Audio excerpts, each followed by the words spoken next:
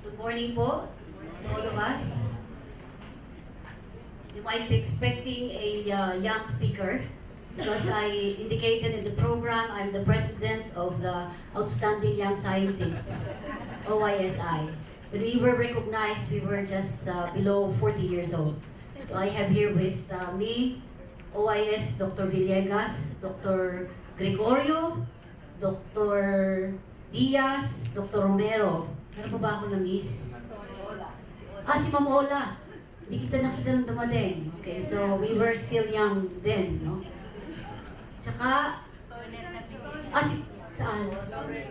Andiyan si Tony Laurena and then Tony Alfonso. Si Joe Hernandez, no? Pakita yung nangalan ko kaya. Could you please, may I request the OYSI members to stand to be recognized? So please know that we were young when we were recognized, below 40 years old. But now I'm proud to say that I'm a legitimate senior citizen. I have a dual citizenship, and I am a legitimate Lola. I have a grandson who is 2.5 years old. And that's I'm happy to say that I am turning 63 a few days from now. And I'll be retiring soon. No? Okay. So, one thing nice about being a member of Outstanding Young Scientists is you remain to be young.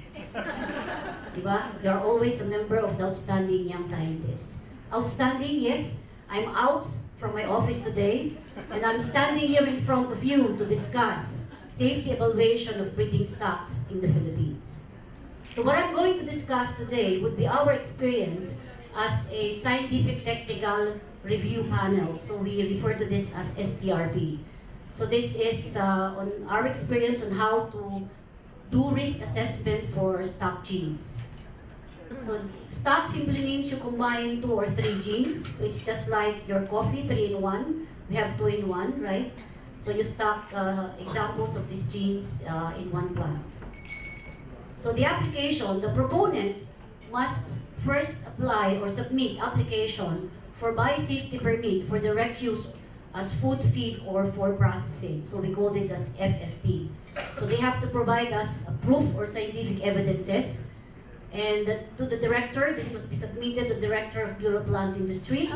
And then this is needed for the issuance of a biosafety permit for the genetically modified plant. So application specifies the following. So information about the applicant, the address, telephone number, email, the responsible officer, or if there is a representative of that responsible officer. And for the request for biosafety permit for direct use for the genetically modified plant, then the proponent need to submit all the following information: designation, regulated article, donor organism, host organism, vector or vector agent, constituents of the regulated article. So this would be about an explanation about the regulated article. So together with that application, the proponent must submit a public information sheet for direct use as FFP. So this would include the following information again about the applicants: email, telephone number, responsible officer. And then 5 would be description of the regulated article. 6, the country of origin if it's to be imported. And then 7, brief summary of the potential effects on humans and animal health and the environment. Then brief summary of the potential benefits, countries where approvals have been granted for FFP or for commercial propagation. And take note that it's written that the public is hereby invited to submit their comments to the BPI director within 16 days from the time of publication on the proposal for the importation of combined blank for direct use as food, feed, and for processing. And this must be received by the director of the Bureau of Plant Industry. So let me now discuss the risk assessment that we do for stock genes for direct use through conventional breeding. So it's indicated that we need to have a thorough scientific review of the submissions of the proponent. So this is needed for the application for the biosafety permit. And there is a special line there, to the STRP. The study each evidence carefully, and any comment must be specific on any particular issue. Then the basis of any conclusion arrived at should be clearly explained, and relevant comments on all questions should be provided. So what are the questions in the risk assessment report? We call this as RAR. The first would be on gene interaction. So the first question is that, is there any interaction of the resulting products, such as new allergen or a new toxin could be produced? So take note that the proponents will be submitting all the evidences. All we have to do is just scrutinize whether the evidences provided or proofs are really indeed acceptable. So we have to consider the modes of actions of the proteins, and we consider any likelihood of interaction. So the second question will be, will the gene products accumulate in the same or different subcellular compartments of the plants? So we note whether it's accumulating, the products will be accumulating in the cytoplasm or will be accumulating in the chloroplast. This is just an example. Then, questions on metabolic pathways. 1, is there a complete description of the mode of action of each gene product? 2 would be, is the mode of action of each gene product different? Then 3, are the products involved in the same metabolic pathway?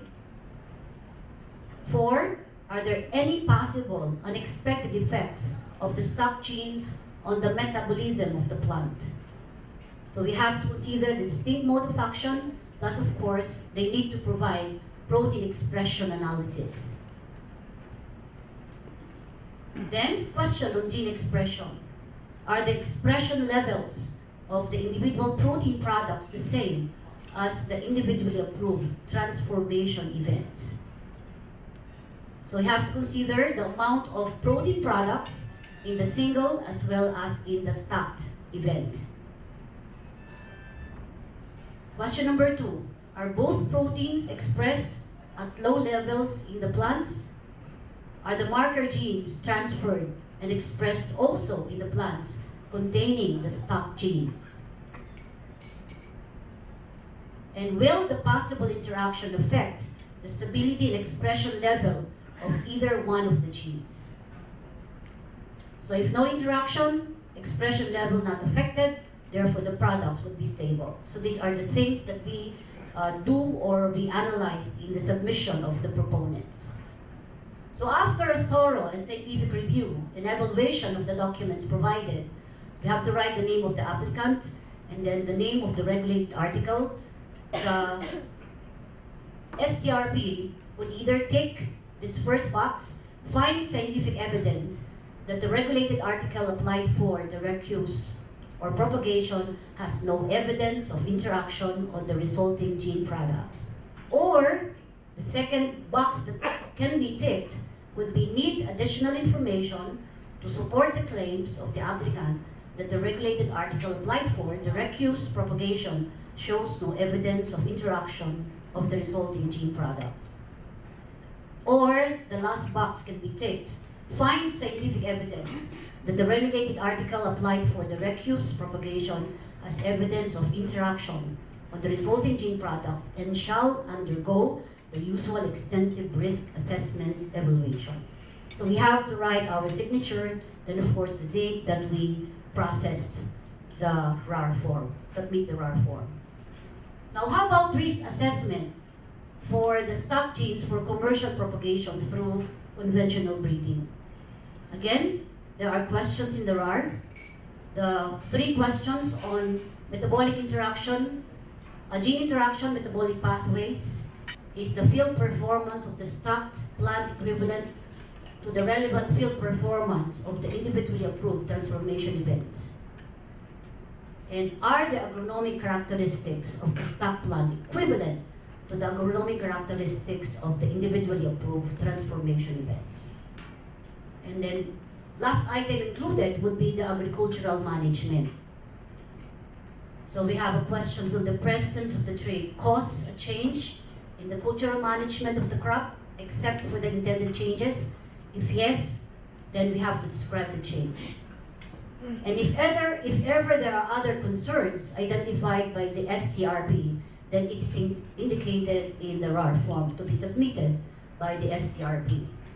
And again, after a thorough scientific review, then the STRV will now make a conclusion whether to tick the first box, tick the second box, or tick the last box. And then of course the signature must be affixed and the date of submission must be indicated. Now 1 month is given to the STRV. So we signed a contract. Although sometimes there are problems that others STRV will not be returning the evaluation, the RAR, within the month. So sometimes it takes some time for the STRV to return the evaluation. And then we receive volumes of materials provided by the proponents. You're lucky if you receive only just 1, 2 binder like this thick, but there are cases wherein we receive 5 information from the proponents. And then the answers must be in narrative form. Then all answers are set to be posted online. So there's always a reminder for us that we need to do a critical assessment because the assessment will always be available online. Okay, additional submissions for the proponents. Environmental Health Risk Assessment Report for the recuse as FFP. And then Environmental Risk Assessment Form for the recuse. A DNR Project Description Report for the recuse. And Socioeconomic, Ethical, and Cultural Considerations for the recuse as FFP. So these are additional submissions required for the proponents. Okay, so it's challenging for the proponents to prepare all the required RARs and proofs or scientific evidences. It is also challenging to the STRV to evaluate the proofs and scientific evidences. And also challenging to the DA Biosafety Secretariat to check all the RARs and then tabulate all the answers of the STRV. And they have to contact again the STRV to clarify their answers or their evaluations. And also challenging to the DA Biosafety Committee to finally evaluate the answers of all STRVs and then make a final report, a DABC report that must be submitted to the Director of the Department of Agriculture. May I request the STRV here to stand? I have may mga STRV dito na attending. Okay. So if ever you have questions after my presentation, you may direct the questions to the other members of STRV attending this symposium today. Okay, with this, thank you very much for listening.